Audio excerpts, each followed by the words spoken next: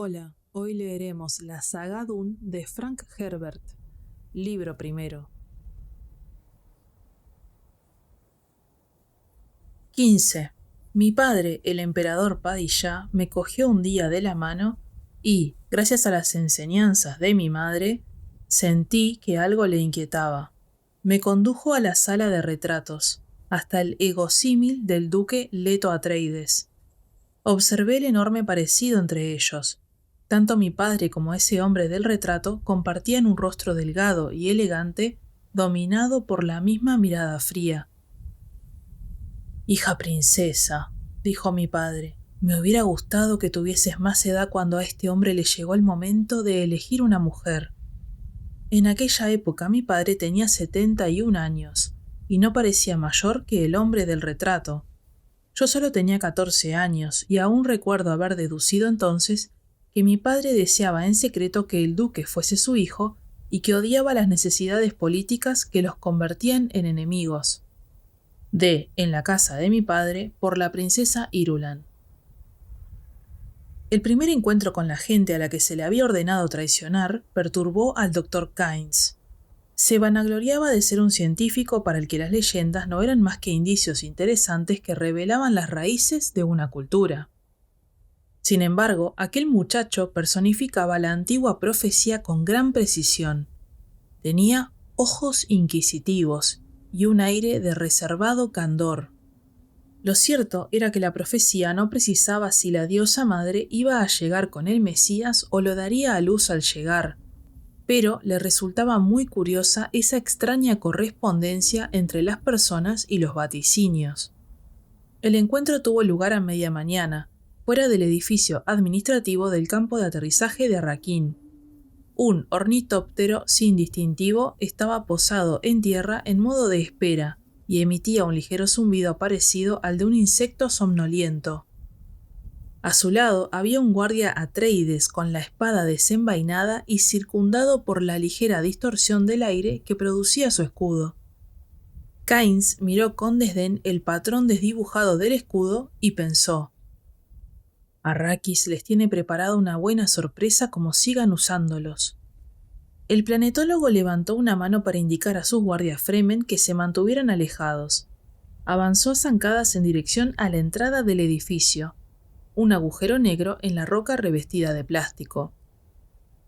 Le dio la impresión de que aquel edificio monolítico era muy vulnerable, mucho menos apropiado que una caverna. Un movimiento en la entrada atrajo su atención. Se detuvo y aprovechó la ocasión para ajustarse la túnica y la sujeción del destiltraje en su hombro izquierdo. Las puertas de entrada se abrieron de par en par. Unos guardias Atreides salieron al momento. Todos iban bien armados, aturdidores de descarga lenta, espadas y escudos. Tras ellos apareció un hombre alto, de facciones aguileñas y la piel y el cabello oscuros. Llevaba una capa juba con el emblema de los Atreides bordado en el pecho, y se le notaba incómodo bajo esa indumentaria tan poco habitual. La capa se pegaba a las perneras del destiltraje por uno de los lados, lo que la dejaba rígida, carente de movilidad y ritmo. Junto al hombre caminaba un joven con los mismos cabellos negros, pero el rostro más redondeado. Parecía algo bajo para los 15 años que Kynes sabía que tenía, pero el poder y la seguridad emanaban de su porte, como si tuviera la capacidad de distinguir y reconocer a su alrededor muchas cosas que eran invisibles para los demás. Llevaba el mismo tipo de capa que su padre, aunque con una naturalidad que hacía pensar que solía llevarla siempre. El Mahdi conocerá cosas que los demás eran incapaces de ver, rezaba la profecía. Kynes agitó la cabeza y pensó: son solo hombres. Junto a ellos, vestido también para el desierto, había otra persona a la que Kynes reconoció: Gurney Halleck.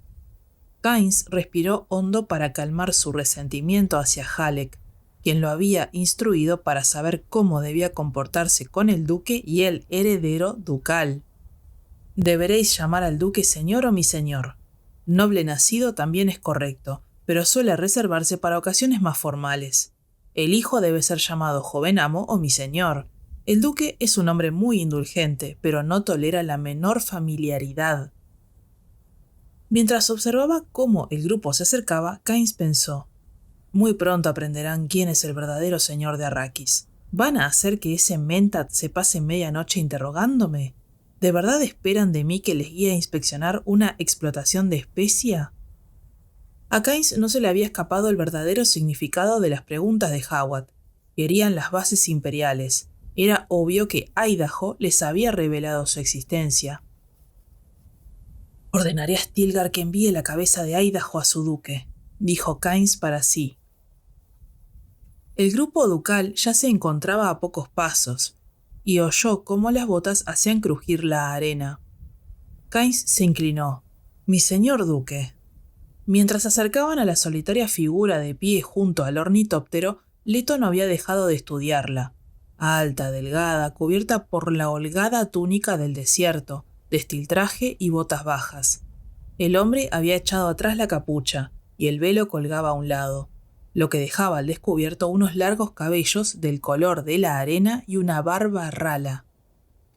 Sus ojos eran de aquel insondable azul sobre azul y resplandecían bajo unas cejas pobladas.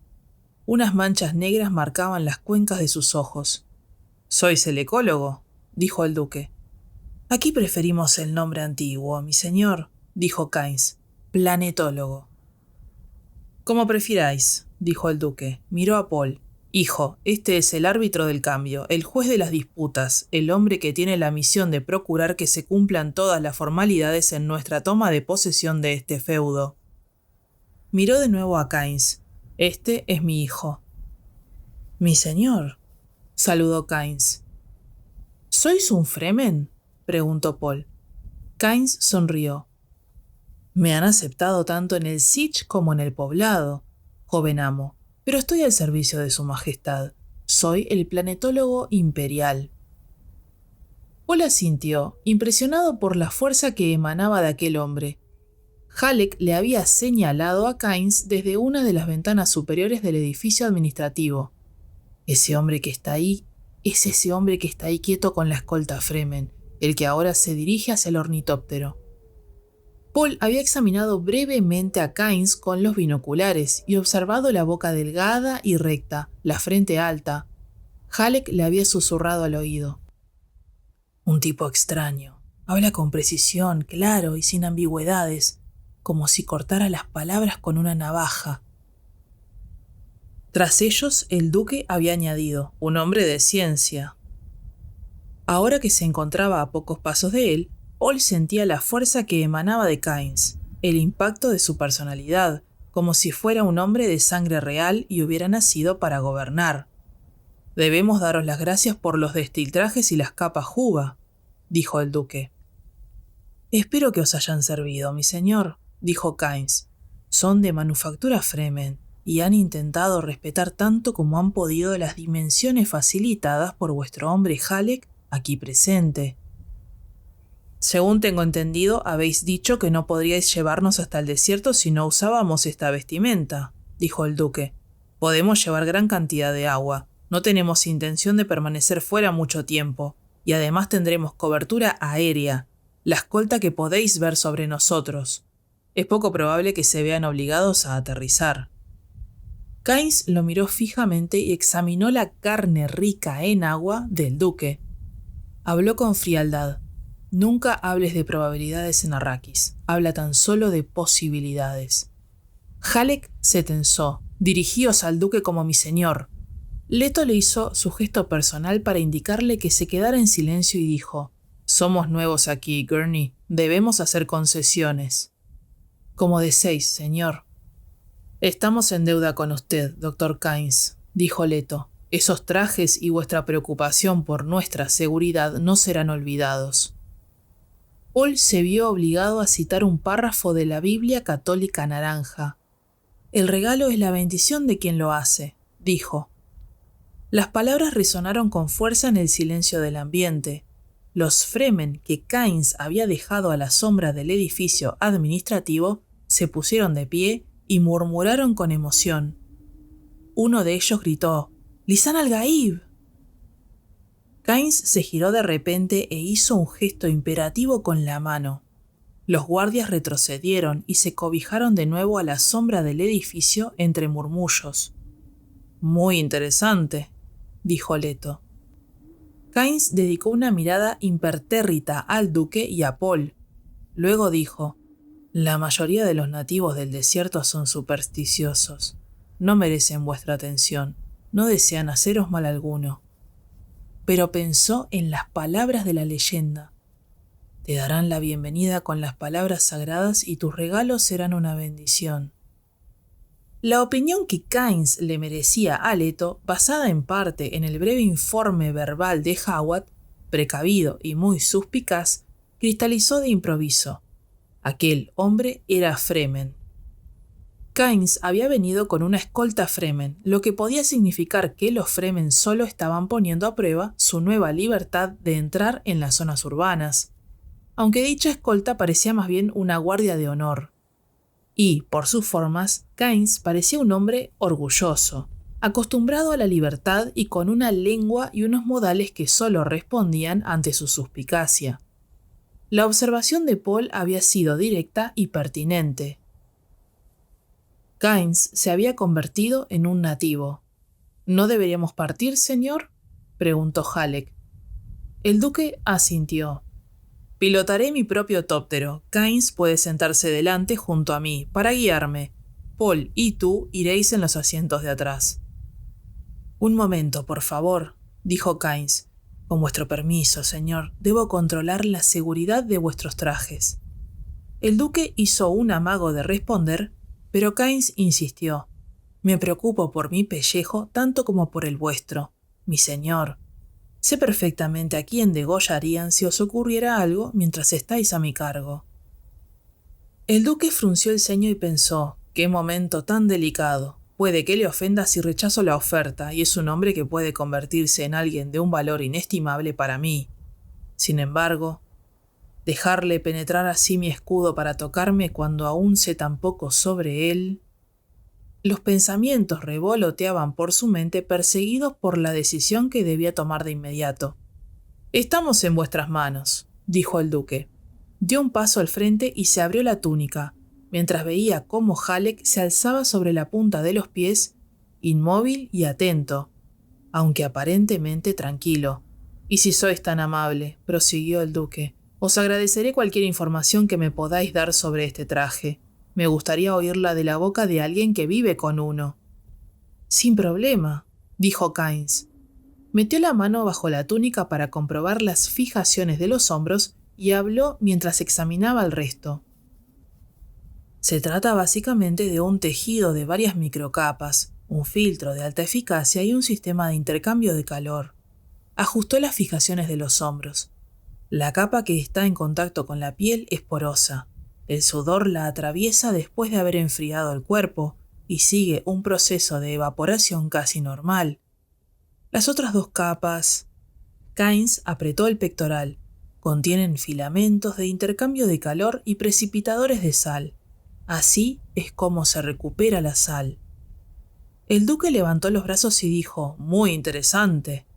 «Respirad hondo», pidió Kynes. El duque obedeció. Kynes examinó las fijaciones de las axilas y ajustó una. Los movimientos del cuerpo, sobre todo la respiración y algunos movimientos osmóticos, proveen al cuerpo de la energía suficiente para el bombeo. Aflojó un poco el pectoral. El agua recuperada circula y termina yendo a parar a los bolsillos de recuperación, de donde uno puede sorberla a través de este tubo fijado en el cuello.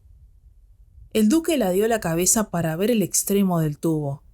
«Simple y eficiente», dijo, «una ingeniería magnífica». Kynes se arrodilló para examinar las fijaciones de las piernas.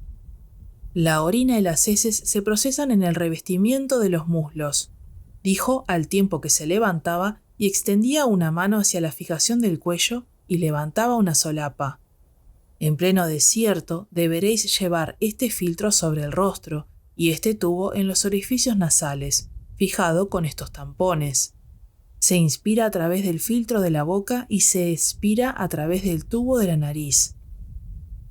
Con un traje Fremen en buenas condiciones, no perderéis más de un dedal de humedad al día, aunque os perdierais en el gran Erg. —¿Un dedal por día? —dijo el duque. Kynes apretó un dedo contra el recubrimiento de la frente del traje y dijo: —Aquí es probable que el roce produzca irritación. En ese caso decídmelo y apretaré un poco más. —Gracias —dijo el duque. Movió los hombros mientras Kynes retrocedía y se sintió mucho más cómodo ahora que el traje estaba mejor ajustado y le irritaba menos. Kynes se giró hacia Paul. —Ahora vamos a por vos, joven. —Un buen hombre —pensó el duque—, pero tendrá que aprender a dirigirse a nosotros con propiedad. Paul permaneció impasible mientras Kynes le inspeccionaba el traje. Ponerse aquella prenda arrugada y resbaladiza le había causado una sensación extraña. Era muy consciente de que nunca jamás se había enfundado un destiltraje hasta ese momento. Sin embargo, mientras se lo ajustaba bajo la torpe dirección de Gurney, cada movimiento le había parecido natural e instintivo. Cuando había apretado el pectoral para conseguir el mayor bombeo posible al respirar, había sabido exactamente lo que hacía y para qué. Cuando había afianzado bien las fuertes correas del cuello y de la frente, había sabido que era indispensable para evitar escaras. Kynes se levantó y retrocedió con expresión desconcertada. —¿Os habías puesto antes un destiltraje? —preguntó. —Es la primera vez. —¿Os lo ha ajustado alguien entonces? —No.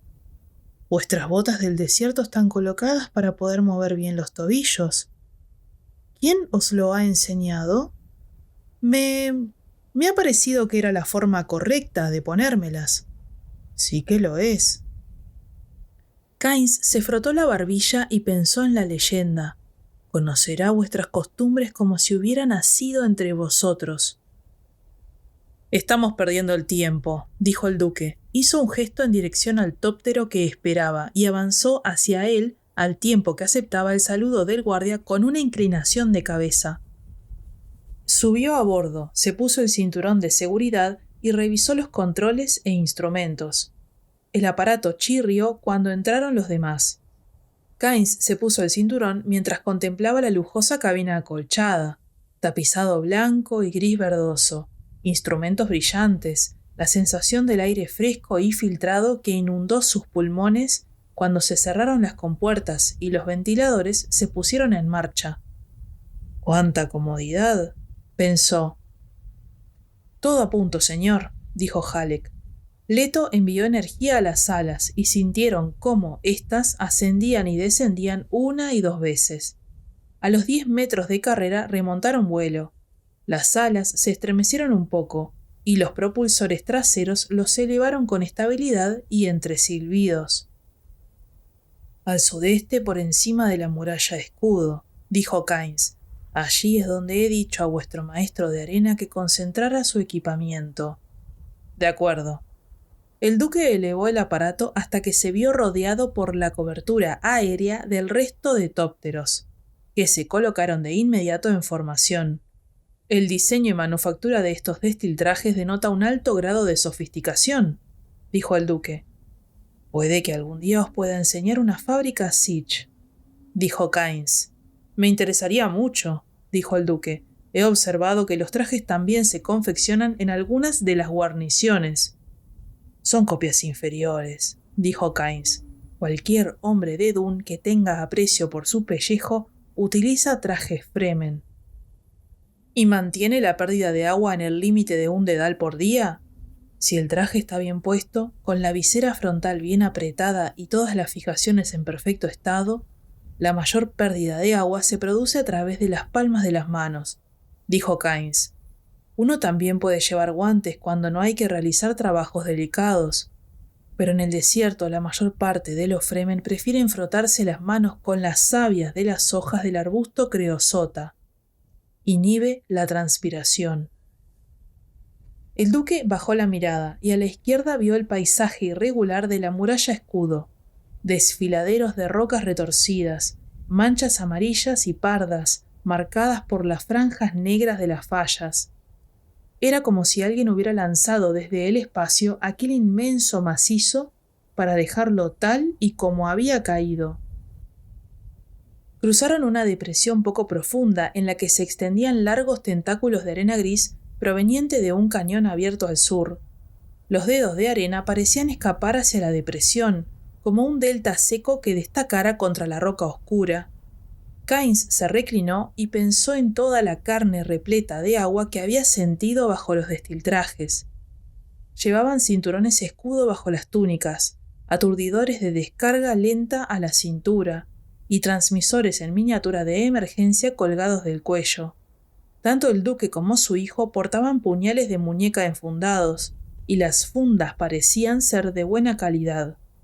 Kynes se quedó sorprendido con la mezcla de delicadeza y fuerza de aquellas personas.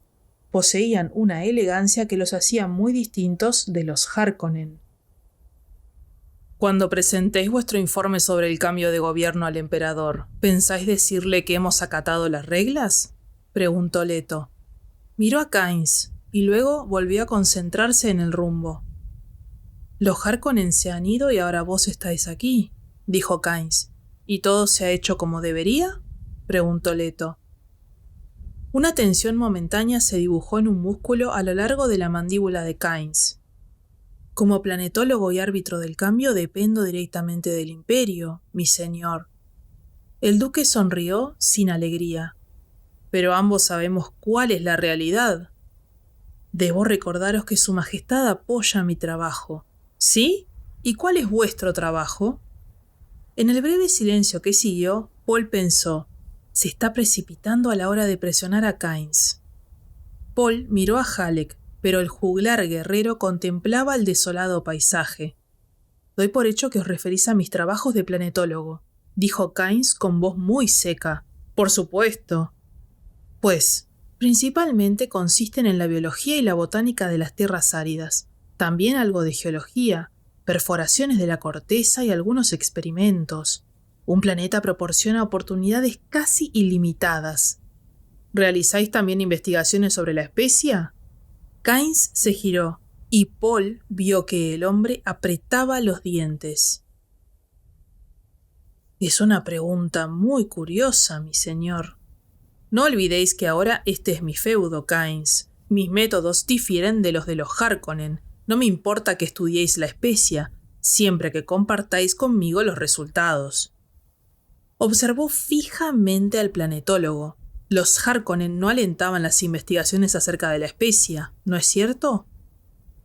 Kynes se quedó mirándolo sin responder. Podéis hablar abiertamente, dijo el duque. No temáis por vuestra vida. Es cierto que la corte imperial está muy lejos, murmuró Kynes, y pensó, ¿qué espera este invasor repleto de agua? ¿Me cree tan estúpido como para ponerme a su servicio? El duque soltó una risita y volvió a centrar su atención en los controles. Detecto cierta amargura en vuestra voz, señor.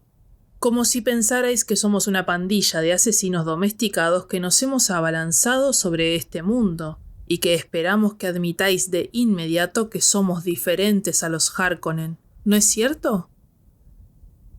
He visto la propaganda con que habéis inundado Siege y poblados, dijo Kynes. Amad al buen duque, vuestros cuerpos de... Tened cuidado, aulló Halleck. Había dejado de mirar por la ventana para inclinarse hacia adelante. Paul puso la mano sobre el brazo de Halleck. Gurney, dijo el duque. Giró la cabeza para mirarlo. Este hombre ha servido a los Harkonnen durante mucho tiempo. Halleck se volvió a sentar. Ya. Muy sutil este Hawat, dijo Kynes, pero sus intenciones son demasiado evidentes. ¿Nos abriréis las bases, entonces?, preguntó el duque. Son propiedades de su majestad, dijo Kynes con brusquedad. Nadie las usa. Podrían usarse. ¿Su majestad está de acuerdo? Kynes fulminó al duque con la mirada. Arrakis podría ser un Edén si sus gobernantes se preocuparan por algo más que la especie. No ha respondido a mi pregunta, pensó el duque. Luego preguntó, ¿cómo es posible que un planeta pueda convertirse en un Edén sin dinero? ¿De qué os sirve el dinero si no os preocupa los servicios que necesitáis?, preguntó a su vez Kynes. Oh, ya basta, pensó el duque. Luego dijo: hablaremos del tema en otra ocasión. Si no me equivoco, nos acercamos al borde de la muralla escudo. ¿Mantengo el mismo rumbo? Así es, murmuró Kynes. Paul miró por la ventanilla. Debajo, la accidentada pared se precipitaba formando terrazas hasta una llanura de roca desnuda, rematada por una acerada cornisa. Más allá del borde, unas dunas en forma de media luna y parecidas a uñas se alineaban hasta el horizonte, cruzadas aquí y allá en la lejanía por manchas oscuras que marcaban algo que no era arena. Afloramientos rocosos, tal vez. Paul no se hubiera atrevido a asegurarlo debido al desconcierto que le producía aquel ambiente tan caluroso. ¿Hay plantas ahí abajo?, preguntó. Algunas, respondió Kynes. En estas latitudes la vida está compuesta principalmente por lo que llamamos pequeños ladrones de agua, que se depredan mutuamente la humedad y absorben hasta el más pequeño rastro de rocío. La vida bulle en algunas zonas del desierto, pero es una vida que ha aprendido a sobrevivir a los rigores del desierto. Si os vierais abandonado ahí abajo, tendríais que imitar estas formas de vida o morir. ¿Os referís a robar el agua de los demás?, preguntó Paul. La idea le parecía ultrajante y fue incapaz de evitar que se reflejara en su tono de voz. Así es, respondió Kynes. Pero eso no era lo que quería decir en realidad. Mirad, mi clima exige tener una actitud especial hacia el agua. Hay que estar pendiente de ella en cada momento. Nadie malgasta nada que contenga un poco de humedad. Ha dicho mi clima, pensó el duque. Girad 2 grados hacia el sur, mi señor, dijo Kynes. Una borrasca avanza por el oeste. El duque asintió. Había visto a lo lejos el torbellino de arena anaranjada. Hizo dar un giro al tóptero y observó el reflejo naranja del polvo sobre las alas de los aparatos de escolta que imitaban su maniobra. Así deberíamos evitar la tormenta, dijo Kynes. Volar en medio de esa arena debe de ser peligroso, dijo Paul. ¿Puede de verdad atravesar los metales más duros? A esta altura no es arena, sino polvo, dijo Kynes. Los principales peligros son la falta de visibilidad, las turbulencias y que se obstruyan las tomas de aire. ¿Asistiremos hoy a una extracción de especia?, preguntó Paul. Lo más seguro, respondió Kynes. Paul se inclinó en el asiento. Se había servido de las preguntas y de su hiperpercepción para hacer lo que su madre llamaba el registro de una persona. Ahora conocía mejor a Kynes. El tono de su voz y cada uno de los detalles más insignificantes de su rostro y sus gestos. Una extraña arruga en la manga izquierda de su túnica revelaba la presencia de un cuchillo enfundado en el brazo. Su talle también tenía un bulto muy curioso que indicaba que los hombres del desierto llevaban un fajín en el que guardaban pequeños objetos. Tenía que ser un fajín, ya que no podía tratarse de un cinturón escudo. Una aguja de cobre grabada con la imagen de una liebre cerraba al cuello la túnica de Kynes.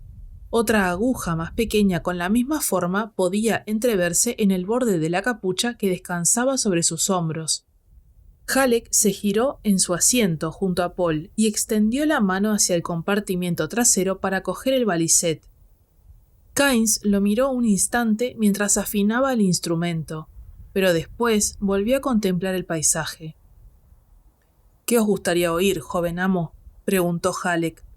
—Elige tú, Gurney —respondió Paul. Halleck acercó la oreja a la caja armónica, rasgueó un acorde y cantó suavemente. Nuestros padres comen maná en el desierto, en los lugares ardientes donde aúllan los vientos. Señor, sálvanos de esta horrible tierra. Sálvanos. Ah, sálvanos de esta seca y sedienta tierra. Kynes lanzó una mirada al duque. Viajáis con una escolta de guardias muy reducida, mi señor. ¿Son todos igual de talentosos? ¿Lo dices por Gurney? El duque ahogó una risilla. Gurney es un caso especial. Me gusta tenerlo a mi lado por sus ojos. Pocas cosas escapan a sus ojos. El planetólogo frunció el ceño. Sin perder el ritmo de su tonada, Halleck intercaló.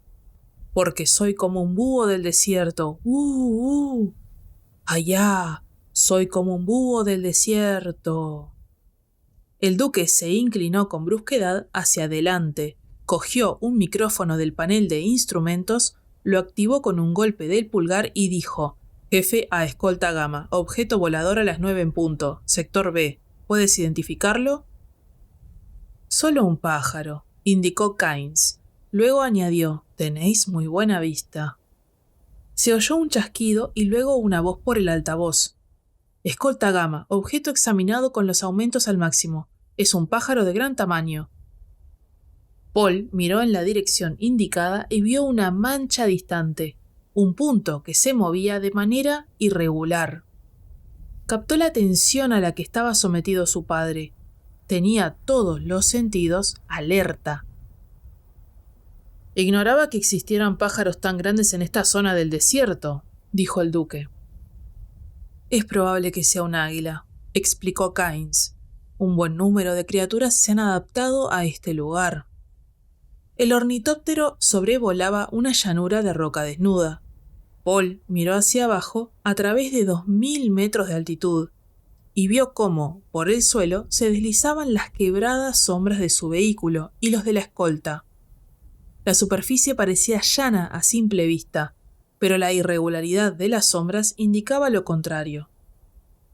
«¿Hay alguien que haya conseguido escapar del desierto?», preguntó el duque.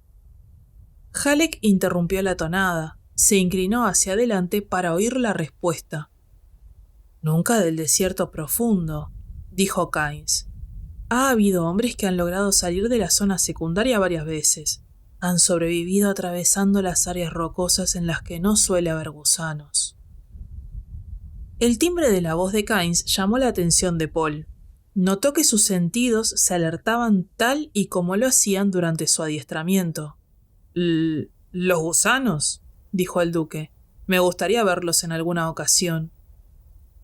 «Puede que ese día sea hoy», dijo Kynes. «Donde hay especia, hay gusanos». «¿Siempre?», preguntó Halleck. «Siempre». «¿Existe acaso una relación entre los gusanos y la especia?», preguntó el duque. Kynes se giró y Paul observó que fruncía los labios al responder. «Defienden la arena de la especia. Cada gusano tiene un territorio. En cuanto a la relación, quién sabe. Los especímenes de gusanos que hemos examinado nos hacen sospechar que existen complicadas reacciones químicas en su cuerpo.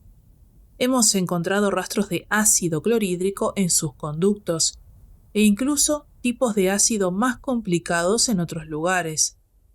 Os proporcionaré una monografía que he realizado al respecto». «¿Y los escudos nos sirven para defenderse?», preguntó el duque. «Los escudos», rió Kynes. «Activad un escudo en una zona donde haya gusanos, y vuestro destino estará sellado. Los gusanos ignorarán la delimitación de sus territorios y se precipitarán desde todas partes para atacar el escudo. Ningún hombre provisto de escudo ha sobrevivido jamás a un ataque así». «Entonces, ¿cómo se capturan los gusanos?». «La única forma conocida de matar y conservar un gusano completo consiste en aplicar descargas eléctricas de alto voltaje a cada segmento», explicó Kynes. «Es posible aturdirlos y despedazarlos con explosivos, pero cada segmento tiene vida propia. Exceptuando las atómicas, no conozco ningún explosivo lo suficientemente potente como para destruir por completo un gusano de los grandes. Tienen una resistencia increíble». «¿Por qué no se ha trabajado para exterminarlos?», preguntó Paul. «Sería demasiado caro», dijo Kynes. «Hay mucha superficie que cubrir». Paul se reclinó en su rincón. Su sentido de la verdad y la percepción de la más pequeña variación del tono de voz le decía que Kynes estaba mintiendo. o que al menos solo decía medias verdades. Pensó, si hay alguna relación entre la especia y los gusanos, matar a los gusanos podría significar destruir la especia. Muy pronto nadie tendrá necesidad de salvarse por sí mismo en el desierto, dijo el duque. Bastará con accionar este pequeño transmisor colgado del cuello y el personal acudirá en su ayuda. Todos nuestros trabajadores lo llevarán en pocos días. Organizaremos un servicio especial de salvamento. Muy loable, dijo Keynes. Vuestro tono indica que no estáis de acuerdo, dijo el duque. ¿De acuerdo? Por supuesto que estoy de acuerdo, pero no servirá de mucho. La electricidad estática de las tormentas de arena inutiliza la mayor parte de las señales. Las transmisiones no sirven de nada. Ya lo hemos probado, ¿sabéis? Arrakis no tiene piedad con el equipamiento, y uno no dispone de mucho tiempo cuando le ataca a un gusano. Unos 15 o 20 minutos, normalmente. ¿Qué aconsejaríais vos?, preguntó el duque. ¿Pedís mi consejo? Como planetólogo, sí. ¿Y estaríais dispuesto a seguirlo? Si lo considero sensato. Muy bien, mi señor. Jamás viajéis solo. El duque apartó la mirada de los controles. ¿Eso es todo? Eso es todo. Jamás viajéis solo. ¿Y qué ocurre si uno se ve aislado de los demás y obligado a aterrizar por culpa de una tormenta?, preguntó Halleck. ¿No hay nada que hacer? Nada. Es un término demasiado amplio. ¿Pues qué harías vos?, preguntó Paul. Keynes se giró hacia el muchacho para dedicarle una dura mirada, y luego se volvió a centrar en el duque. Lo primero sería intentar proteger la integridad de mi destiltraje. Si me encontrase entre las rocas o fuera de la región de los gusanos, permanecería junto al vehículo. Pero, si me encontrara en una zona abierta con arena, me alejaría de la nave lo más rápido posible. Unos 1000 metros sería suficiente. Después, me escondería bajo la túnica. El gusano destrozaría el tóptero, pero yo sobreviviría. ¿Y después?, preguntó Halleck. Keynes se encogió de hombros. Esperaría a que el gusano se marchara. ¿Eso es todo?, preguntó Paul. Uno puede intentar salvarse caminando después de que se haya ido el gusano, dijo Keynes. Hay que caminar despacio, evitando los tambores de arena y las depresiones de marea, al tiempo que se avanza hacia la zona rocosa más cercana. Hay muchas. Es posible conseguirlo. ¿Los tambores de arena?, preguntó Halleck. Es un efecto de la compresión de la arena, dijo Keynes. Hasta los pasos más ligeros los hacen retumbar y llaman la atención de los gusanos. ¿Y las depresiones de marea?, preguntó el duque. Algunas depresiones del desierto se han ido llenando a través de los siglos hasta quedar repletas de arena. Las hay tan amplias que en su interior se producen corrientes y mareas, se tragan a todo aquel incauto que se adentra en ellas. Halleck se reclinó y continuó tocando el balisét. Cantó. Bestias salvajes del desierto cazan aquí, acechando al inocente a su paso. Oh, no tentéis a los dioses del desierto, no queráis dejar vuestro solitario epitafio, los peligros del... Se interrumpió y se inclinó hacia adelante. Hay una nube de polvo ahí delante, señor. La he visto, Gurney. Es lo que buscamos, dijo Keynes. Paul se alzó en su asiento para echar un vistazo y vio una nube amarillenta que giraba sobre la superficie del desierto a unos 30 kilómetros delante de ellos. Es una de vuestras recolectoras, dijo Keynes. Está en el suelo, o sea, sobre la especia. La nube es arena que se expulsa después de ser centrifugada para extraer la especia. Son nubes muy particulares. Hay algo volando sobre ella, dijo el duque. Veo 2, 3, 4 rastreadores, anunció Keynes. Vigilan por si hay señales de gusanos. ¿Señales de gusanos?, preguntó el duque. una ondulación de arena que se dirija hacia el tractor. También tendrán sondas sísmicas en la superficie, ya que en ocasiones los gusanos se desplazan a demasiada profundidad y no forman ondulaciones. Kynes escrutó el cielo. Tendría que haber un ala de acarreo cerca, pero no la veo. El gusano siempre termina llegando, ¿no? Preguntó Halleck. Siempre. Paul se inclinó y tocó el hombro de Kynes. ¿Cuánto territorio suele cubrir cada gusano? Kynes frunció el ceño. El muchacho no dejaba de hacer preguntas de adulto. Depende del tamaño. ¿Cuál es la proporción?, preguntó el duque.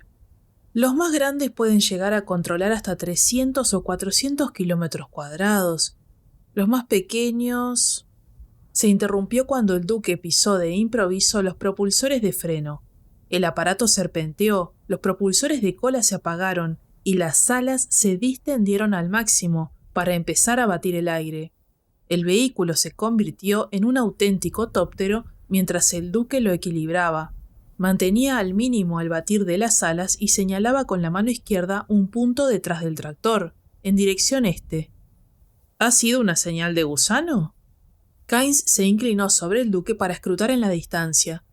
Paul y Halleck se juntaron más para mirar en la misma dirección, y Paul vio que la escolta, a la que la maniobra repentina había pillado por sorpresa, había seguido avanzando, y era ahora cuando daba un amplio giro para volver a su lado. La cosechadora estaba delante de ellos, a unos 3 kilómetros todavía. Allí donde había señalado el duque, entre las medias lunas de arena que se perdían en el horizonte, se movía una especie de montículo que formaba una línea recta que se perdía en lontananza. A Paul le recordó la estela que deja un enorme pez al nadar rozando la superficie del agua. «Un gusano», dijo Kynes, «uno de los grandes».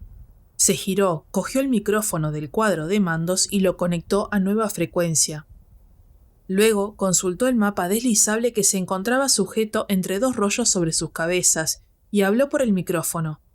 Llamando al tractor en Delta Ajax 9, señales de gusano. Tractor en Delta Ajax 9, señales de gusano. Respondan, por favor. Aguardó.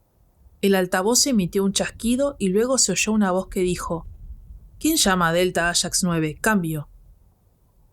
«Parece que se lo toman con calma», dijo Halleck. «Objeto no identificado al nordeste y a una distancia de 3 kilómetros», dijo Kynes al micrófono. «Señales de gusano en ruta de intersección. Contacto estimado en unos 25 minutos». Volvió a resonar el altavoz. «Aquí control de rastreo. Avistamiento confirmado. Permanezcan en línea para confirmar el contacto».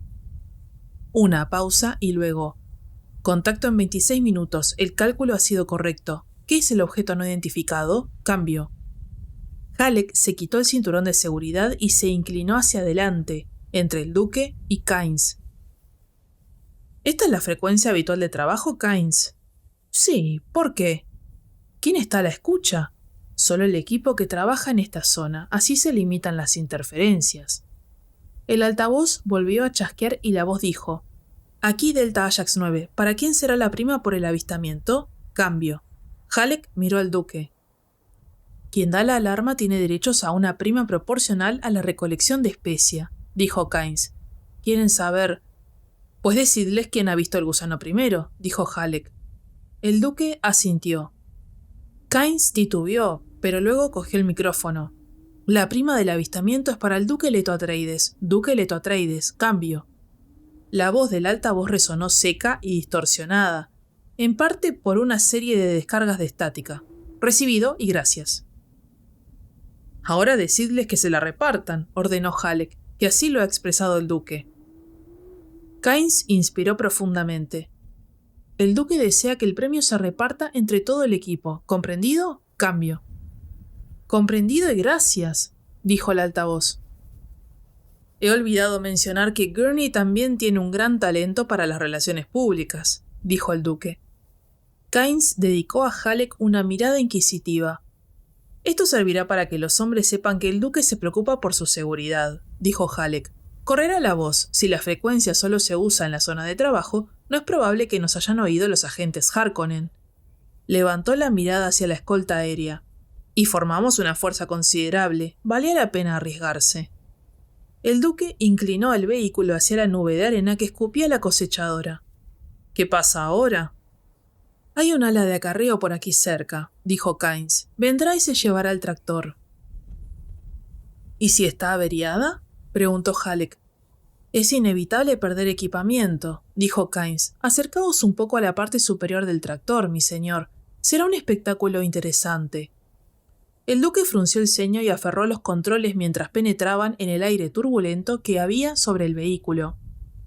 Paul miró hacia abajo y vio que aquel monstruo de metal y plástico seguía expulsando arena.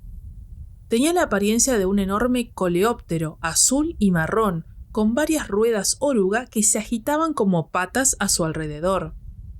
En la parte delantera vio un hocico invertido con forma de embudo que se hundía en la arena oscura. Un terreno rico en especia, a juzgar por el color, dijo Kynes. Van a seguir trabajando hasta el último minuto. El duque insufló más energía a las alas, que se tensaron para hacer girar al aparato y estabilizarlo a baja altura en círculos concéntricos alrededor del tractor. Miró a derecha e izquierda y vio que la escolta giraba sobre ellos y mantenía la altitud. Paul estudió la nube amarillenta que expulsaban los escapes del tractor y miró hacia la zona del desierto por donde se aproximaba el gusano. ¿No deberíamos haberlos oído llamar al ala?, preguntó Halleck. El ala suele estar en otra frecuencia, respondió Kynes. ¿No debería de haber 2 alas a disposición de cada tractor?, preguntó el duque. Habrá unos 26 hombres en esa máquina sin contar el coste del equipo. Aún no tenéis suficiente empezó a decir Kynes. Se interrumpió al oír cómo una voz enfurecida estallaba por el altavoz. ¿Habéis visto el ala? ¡No responde! Se oyó un torrente de chasquidos y descargas que terminaron en una señal de emergencia, un momento de silencio y luego la misma voz de antes. ¡Informen por orden! ¡Cambio! Aquí control de rastreo. La última vez que vi el ala estaba muy alta y volaba hacia el noroeste. Ya no la veo. Cambio. Rastreador 1 negativo. Cambio. Rastreador 2 negativo. Cambio. Rastreador 3 negativo. Cambio. Silencio. El duque miró hacia abajo. La sombra del aparato pasaba justo por encima del tractor en ese momento. Solo hay 4 rastreadores, ¿no es así? Así es, dijo Kynes. Nuestro grupo está formado por 5 aparatos, dijo el duque. Son grandes, podríamos llevar a 3 personas más en cada uno. Sus rastreadores deberían poder con al menos 2 más cada uno. Paul hizo un cálculo mental. Quedarían 3, dijo. ¿Por qué no hay 2 alas de acarreo por cada tractor?, gruñó el duque. Sabéis que no disponemos de tanto equipamiento extra, dijo Kynes. Razón de más para proteger el que tenemos. ¿Dónde estará esa ala?, preguntó Halleck. Quizás se haya visto obligada a aterrizar fuera de nuestro campo de visión, aventuró Kynes. El duque cogió el micrófono y titubeó con el pulgar flotando sobre el interruptor. ¿Cómo es posible que los rastreadores hayan perdido de vista un ala de acarreo? Concentran toda su atención en el terreno en busca de señales de gusano, dijo Kynes. El duque pulsó el interruptor con el pulgar y habló por el micrófono. Aquí vuestro duque. Vamos a descender para rescatar al grupo de extracción Delta Ajax 9. Ordeno a todos los rastreadores a hacer lo propio. Descenderéis por el lado este. Nosotros lo haremos por el oeste. Cambio. Extendió la mano, cambió el micrófono a su frecuencia personal y repitió la orden a su escolta aérea. Luego se lo pasó a Kynes. Kynes volvió a la frecuencia del equipo de trabajo, y una voz atronó por el altavoz. ¡Un cargamento de especia casi completo! ¡Tenemos un cargamento de especia completo! ¡No podemos abandonarlo por un maldito gusano! ¡Cambio! «Olvidaos de la especia», gruñó el duque. Volvió a coger el micrófono. «Siempre podemos encontrar más especia. Podemos salvaros a todos menos a 3 con nuestras naves. Échenlo a suertes o decidan a su manera quiénes van a venir. Pero deben ser evacuados. Es una orden». Tiró el micrófono con fuerza a las manos de Kynes y murmuró: «Lo siento». Kynes agitó el dedo en el que el duque le había hecho daño. «¿Cuánto tiempo queda?», preguntó Paul. 9 minutos, dijo Kynes. «Este aparato es más potente que los demás», dijo el duque. Si despegamos con los propulsores y las alas a 3/4, podríamos meter a otro hombre más. La arena es blanda, dijo Kynes. Con una sobrecarga de 4 hombres corremos el riesgo de romper las alas al despegar con los propulsores, señor, dijo Halleck. No con este aparato, dijo el duque. Volvió a aferrar los mandos y el tóptero planeó por encima del tractor. Las alas se alzaron y frenaron el vehículo, que se deslizó hasta detenerse por completo a una 20 de metros de la cosechadora. El tractor se había quedado en silencio y la arena ya no surgía a chorros por los escapes. Solo se oía un leve zumbido mecánico, que se hizo más intenso cuando el duque abrió la portezuela. Sus fosas nasales se vieron asaltadas al instante por un olor a canela denso y penetrante. Con un sonoro batir de alas, los rastreadores planearon sobre la arena, por el lado opuesto del tractor. A su vez, la escolta descendió en picado por el lado en el que se encontraba el duque.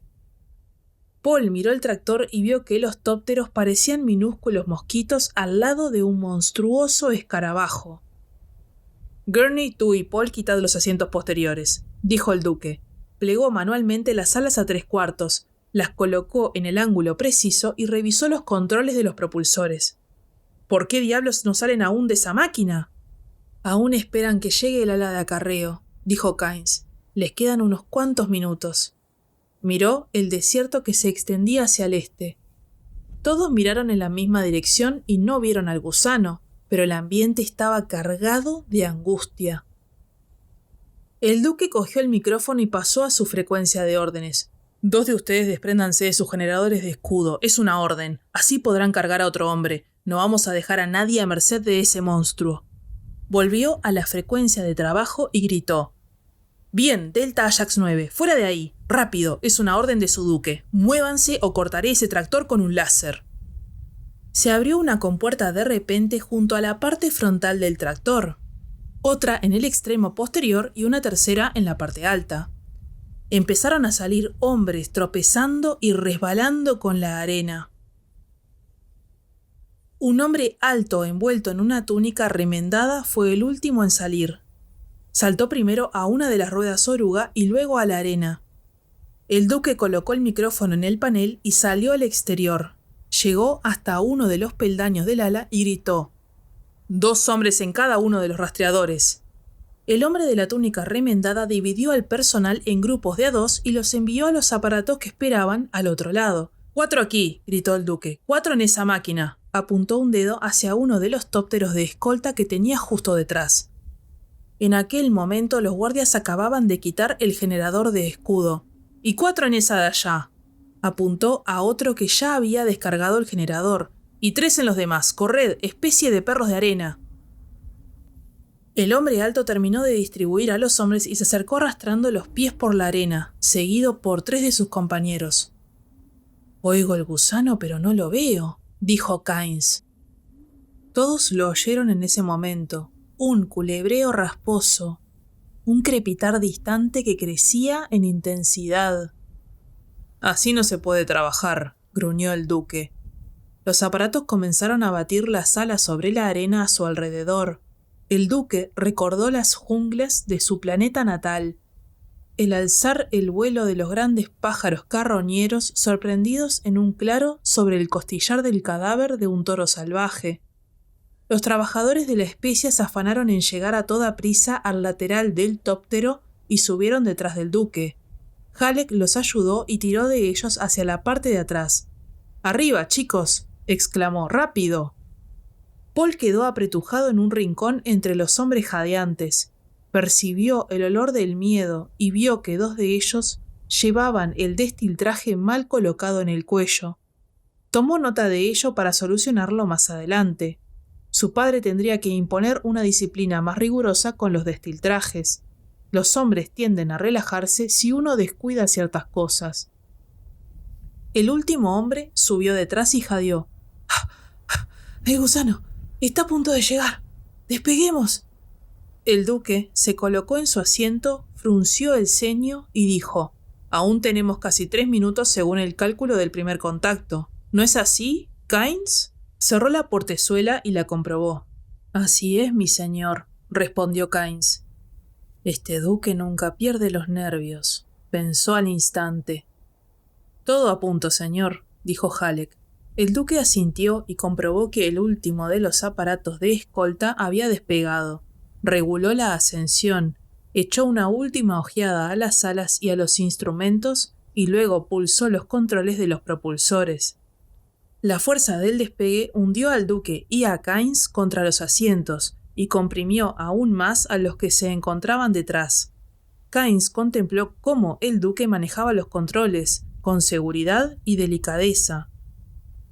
El tóptero ya se encontraba en el aire y el duque examinó los instrumentos y miró a izquierda y derecha para no perder de vista las alas. «Vamos muy cargados, señor», dijo Halleck, «al límite de lo que puede soportar el vehículo», dijo el duque. «¿Crees que me atrevería a arriesgar la vida de mis pasajeros, Gurney?» Halleck sonrió. «Ni por un instante, señor», dijo. El duque dio una amplia curva ascendente con la máquina para colocarse sobre el tractor. Aplastado contra un rincón al lado de la ventanilla, Paul miró hacia abajo y vio la silenciosa máquina sobre la arena. La señal del gusano había desaparecido a unos 400 metros del tractor, y ahora la arena que rodeaba la máquina había empezado a agitarse. «El gusano está bajo el tractor», explicó Kynes. «Vais a asistir a un espectáculo que pocos han visto». Unas manchas oscuras sombrearon la arena que rodeaba el tractor. La enorme máquina comenzó a hundirse hacia la derecha, lugar donde había empezado a formarse un gigantesco vórtice. Empezó a girar cada vez más rápido. La arena y el polvo se elevaron por los aires, a cientos de metros alrededor de la máquina. Fue entonces cuando lo vieron. Se formó un enorme agujero en la superficie. La luz del sol resplandeció en las paredes blancas y lisas del interior. Paul estimó que el orificio tenía por lo menos el doble de diámetro que la longitud del tractor. Contempló cómo la máquina caía por la abertura levantando una nube de polvo y arena. El agujero volvió a cerrarse. «Por los dioses, menudo monstruo», murmuró un hombre que se encontraba junto a Paul. «La especia que tanto nos ha costado conseguir», gruñó otro. «Alguien pagará por lo ocurrido», dijo el duque, «os lo prometo». Paul percibió una profunda ira en la lacónica respuesta de su padre. Se dio cuenta de que él sentía lo mismo. Era un despilfarro inmoral. Kynes interrumpió el silencio posterior. «Bienaventurado el hacedor y su agua», murmuró. «Bienaventurada su llegada y su partida. Pueda su paso purificar el mundo, pueda él conservar el mundo para su pueblo». «¿Qué recitas?», preguntó el duque. Pero Kynes no respondió. Paul miró a los hombres hacinados a su alrededor. Miraban aterrados la nuca de Kynes. Uno susurró: «Liet». Kynes se dio vuelta, ceñudo. El hombre intentó esconderse, avergonzado. Otro de los rescatados empezó a toser, una tos seca y áspera. Luego gruñó: «Maldito sea ese agujero infernal». «Cállate, Cos», dijo el hombre alto que había sido el último en salir del tractor. «No haces más que empeorar tu tos». Apartó al grupo hasta que quedó frente a la nuca del duque. «Sois el duque Leto, supongo», dijo. «Nos gustaría daros las gracias por salvarnos la vida. Antes de vuestra llegada estábamos perdidos». «Silencio, hombre, y deja pilotear al duque», murmuró Halleck. Paul miró a Halleck. Él también había visto la rabia que emanaba de las facciones de su padre. Uno debía actuar con cautela cuando el duque estaba furioso.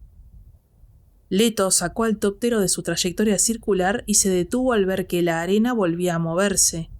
El gusano se había retirado a las profundidades, y cerca del lugar donde hasta hacía unos instantes se encontraba el tractor, había dos figuras que avanzaban hacia el norte para alejarse de la depresión arenosa. Parecían deslizarse por la superficie y apenas levantaban unos granos de arena. «¿Quiénes son esos dos de ahí abajo?», barbotó el duque. «Dos tipos que se unieron a nosotros por curiosidad, señor», dijo el hombre alto de las dunas. ¿Por qué nadie me informó sobre ellos? Ellos quisieron correr ese riesgo, señor, respondió el hombre de las dunas. Mi señor, dijo Kynes, esos hombres saben que no se puede hacer nada cuando alguien queda atrapado por el desierto en territorio de un gusano. Enviaremos un aparato de la base a recogerlos, espetó el duque. Como queráis, mi señor, dijo Kynes, pero es probable que cuando llegue ya no quede nadie a quien rescatar. Lo enviaremos de todos modos, dijo el duque. Estaban justo al lado de donde salió el gusano, dijo Paul. ¿Cómo han conseguido escapar? Las paredes del orificio son curvadas, lo que hace que las distancias sean engañosas, dijo Kynes. Estamos malgastando combustible, señor, aventuró Halleck. Me he dado cuenta, Gurney. El duque hizo girar el aparato en redondo hacia la muralla escudo. La escolta descendió de sus posiciones de observación y formó a sus flancos. Paul reflexionó sobre lo que habían dicho el hombre de las dunas y Kynes. Había percibido verdades a medias y también mentiras descaradas. Los hombres que avanzaban por la arena de debajo habían huido con mucha seguridad, como si hubiesen calculado la ruta perfecta para no hacer que el gusano volviese a salir de las profundidades. «Son Fremen», pensó Paul. «¿Quién si no podría moverse por la arena con tanta seguridad? ¿Quién si no sería capaz de no caer presa del pánico? Saben que no están en peligro, saben cómo sobrevivir en el desierto, saben cómo escapar del gusano». «¿Qué hacían esos Fremen en el tractor?», preguntó Paul. Kynes se giró con brusquedad. El hombre alto de las dunas abrió los ojos como platos y miró a Paul. Azul sobre azul. «¿Quién es este muchacho?», preguntó. Halleck se interpuso entre el hombre y Paul. «Es Paul Atreides, el heredero ducal», dijo. «¿Por qué dice que había Fremen en nuestra máquina?», preguntó el hombre. «Se ciñen a la descripción», dijo Paul. Kynes resopló. «No se puede identificar a un Fremen de un vistazo», miró el hombre de las dunas. «Tú, ¿quiénes eran esos hombres?». «Amigos de uno de los otros», dijo el hombre de las dunas, «amigos de un poblado que querían ver las arenas de la Especia». Kynes se giró. «Fremen». En ese momento recordó las palabras de la leyenda. El Lisan al-Gaib sabrá ver a través de cualquier subterfugio. «Lo más seguro es que ya hayan muerto, joven señor», dijo el hombre de las dunas. «No está bien que hablemos mal de ellos». Pero Paul seguía percibiendo la mentira en sus voces, y también la amenaza que había hecho que Halleck se situara a su lado para protegerlo. «Es un lugar terrible para morir», dijo Paul, lacónico. «Cuando Dios ordena a una criatura que muera en un lugar determinado», dijo Kynes sin darse la vuelta, «hace que su voluntad conduzca a la criatura hasta ese lugar». Leto se giró y dedicó una mirada penetrante a Kynes. Kynes se la devolvió y de repente se sintió muy turbado por algo que no había previsto. El duque estaba mucho más preocupado por los hombres que por la Especia. Ha arriesgado su vida y la de su hijo para salvarlos. Ha obviado la pérdida del tractor y toda la Especia. Pero la amenaza que pesaba sobre la vida de esos hombres le ha encolerizado. Un líder como él podría conseguir una lealtad que roce el fanatismo. Sería difícil de abatir. Kynes se vio obligado a admitir para sí contra su voluntad y sus prejuicios: «Me gusta este duque».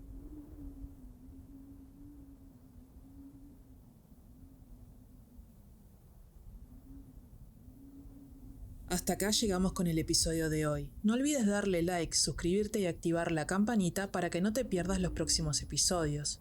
Déjame tus comentarios, opiniones o sugerencias para futuros videos.